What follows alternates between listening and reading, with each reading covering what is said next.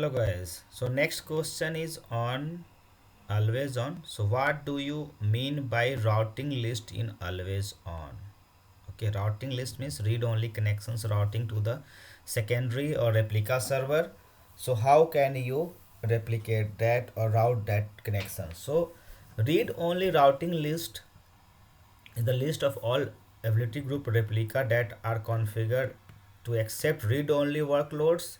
SQL Server will redirect client connections that have application intent is equal to read-only parameters in the connection string to one of replicas is in the read-only routing list.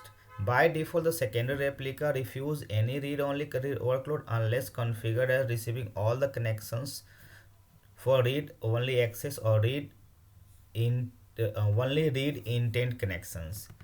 Read-only routing, which is not configured by default, always the read-only request that redirect to that is AOG, that is ability group listener to served by the secondary replica instead of primary replica. This can be performed by configuring the read-only routing URL for each replica, defining the read-only routing list for these replica. 2016 resolved the load balancing problem, defining the new load balance list in all the secondary replica from the read-only routing list can handle the read-only workload rather than redirecting workload to the first replica in the read-only routing list.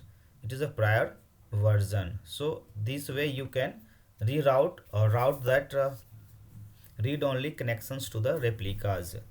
So hope you like this answer. Thank you for watching.